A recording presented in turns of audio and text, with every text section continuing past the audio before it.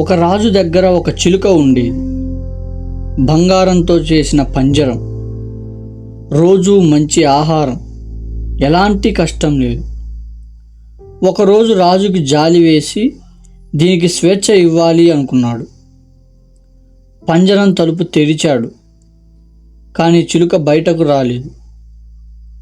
రాజు ఆశ్చర్యపోయాడు. తలుపు తెరిచి ఉంది, ఆకాశం ఎదురుగా ఉంది, అయినా అది ఎగరలేదు. ఎందుకంటే చాలా సంవత్సరాలు పంజరంలో ఉండడం వల్ల దానికి పంజరమే ప్రపంచం అయిపోయింది. మన జీవితంలో కూడా ఇదే జరుగుతుంది. మనల్ని ఎక్కువగా బంధించేది తాళాలు కాదు, అలవాట్లు. నేను చేయలేను, నా వల్ల కాదు, జనం ఏమనుకుంటారు, ఇదే నా జీవితం, ఈ ఆలోచనలే మన పంజరం. అందుకే చాలామందికి అవకాశాలు వస్తాయి, కానీ అడుగు ముందుకు పడదు. ఎందుకంటే వాళ్ళను పరిస్థితులు బంధించలేదు, వాళ్ళ ఆలోచనలే బంధించాయి.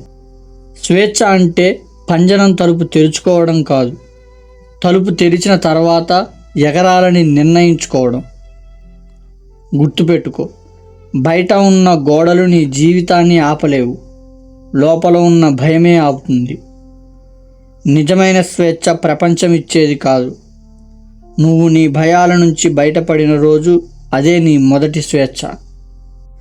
ఏ పరిస్థితిలో ఉన్నా మన నిర్ణయాలు మనమే తీసుకోగలిగే స్థితికి చేరుకోవడం, నీ ఆలోచనలను నువ్వు నడిపించగలిగిన రోజు నీ జీవితాన్ని కూడా నువ్వే నడిపించగలవు. చివరిగా ఒక మాట, ప్రపంచం నీకు ఎంత స్థలం ఇస్తుందో ముఖ్యం కాదు, నీ ఆలోచనలకు నువ్వు ఎంత స్వేచ్ఛ ఇస్తున్నావో అదే నీ భవిష్యత్తును నిర్ణయిస్తుంది.